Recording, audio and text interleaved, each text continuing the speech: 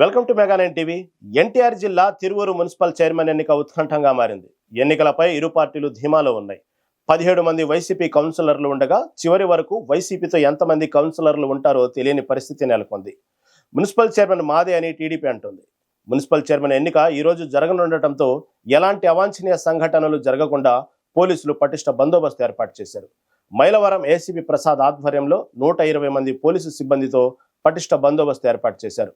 100 మీటర్ల దూరంలో బ్యారికేడ్లు ఏర్పాటు చేసి పోలీసులు పహారా కాస్తున్నారు.